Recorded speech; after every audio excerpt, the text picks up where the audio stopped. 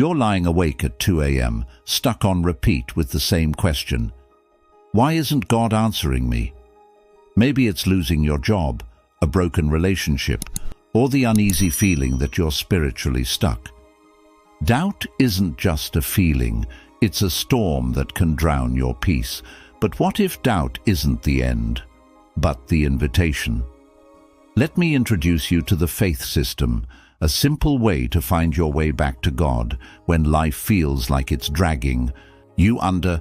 This is where your faith dies, or where it gets real.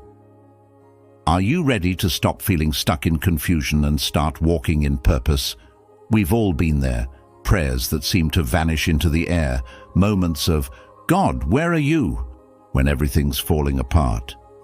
Here's the thing, doubt is completely normal. It hits everyone. Pastors, parents, even prophets in the Bible struggled with it. Take Elijah, for example. After his huge victory on Mount Carmel, he crumpled under a tree and begged to die.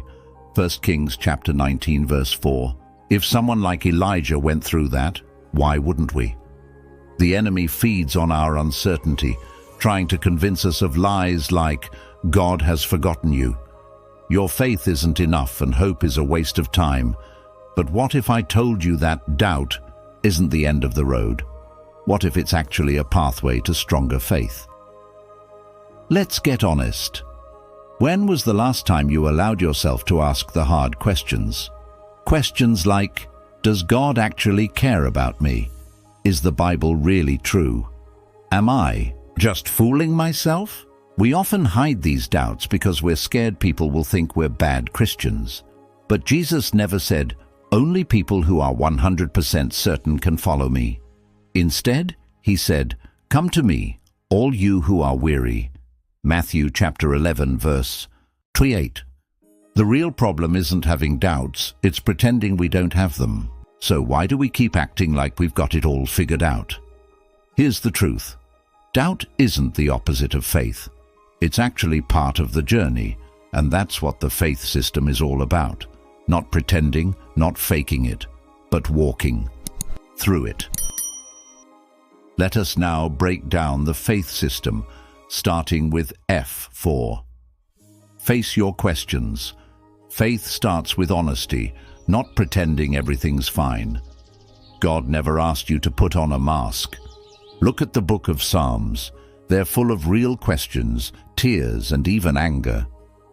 David literally cried out, my God, why have you abandoned me? Psalm chapter 22, verse 1. Even Jesus said, my God, why have you forsaken me?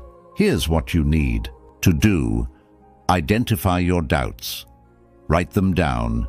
Say them out loud. Being honest isn't rebellion. It's the first step toward healing. Next up is A for accept the mystery. Some questions have clear answers, others don't, at least not in this lifetime. And you know what? That's perfectly okay. Deuteronomy chapter 29. Verse 29 says, the secret things belong to the Lord our God, but the revealed things are for us. The real opposite of faith isn't doubt. It's the need to control everything. We want clean answers, clear explanations, and quick fixes. But God isn't a puzzle you solve. He's a presence you trust. Some things are simply beyond what we can understand right now. When you accept that and let go of the need to know it all, it opens the door to peace. Then we've got I for investigate.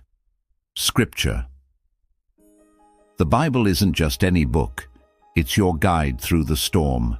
Look for verses that speak to your specific doubts. Remember Thomas? He needed proof that Jesus had really risen from the dead. Don't just rely on your feelings. Ground yourself in truth. When life knocks you off balance, God's word stays steady. In uncertain times, Scripture is your flashlight in the dark. Here's something encouraging. The Bible is full of people who doubted: Thomas, Abraham, John the Baptist. And God met them with love, kindness, not judgment. As you dig into God's word, you start to discover his heart, and something inside you begins to shift. Now, T for trust the journey. Faith isn't a one-time decision, it's a daily choice. Remember the Israelites? Their journey should have taken 11 days, but it stretched into 40 years because they kept asking for maps instead of building a relationship with God. Deuteronomy chapter 1 verse 2. Your journey might have twist and turn. It might feel broken. Sometimes it might seem like it's leading nowhere, but every twist serves a purpose. Joseph was betrayed by his brothers, thrown in prison and forgotten, but eventually he became the one who saved his family and his nation.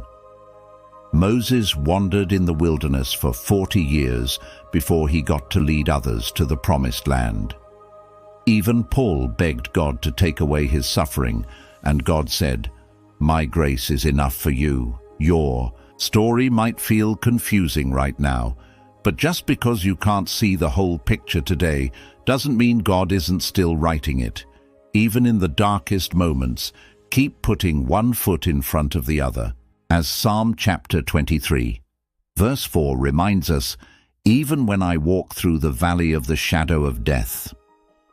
Finally, F.A.I.T.H, hold on to hope.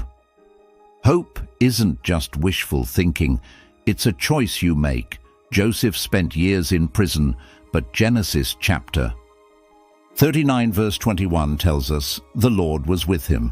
Hope isn't about feeling good all the time.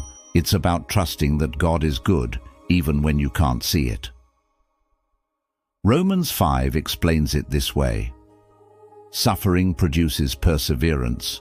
Perseverance builds character, and character creates hope. Hope gets stronger through challenges. It's about believing God still has a plan, even when today feels silent and tomorrow feels uncertain. You don't have to feel strong to be faithful. You just have to keep showing up, one prayer at a time, one verse at a time, one breath at a time. There you have it. The faith system isn't some magic formula that fixes everything instantly. It's a framework for surviving spiritual storms. It gives you permission to wrestle with God without walking away, to breathe again, to believe again. Here's how you can begin. Face one question that's been troubling your heart. Accept one mystery you can't solve right now. Investigate one. Scripture. Try Psalm 23 if you're not sure where to start. Trust one step God's calling you to take. Hold on to one hope, like God's promise to never leave you. Hebrews chapter 13 verse 5. Will you let doubt lead you closer to God instead of further away? The uncertainty might not disappear overnight, but your faith can absolutely shine through it. Right now, wherever you are, whisper this: God, I choose to trust you, even when I don't understand. If this approach speaks to you, please hit that like button and share with someone struggling with doubt. Drop your story in the comments. What's one doubt you're bringing to God today? Don't forget to subscribe for more content, and let's build a community where faith rises, even when the ground shakes. Until next time, face boldly, trust deeply, and hope relentlessly.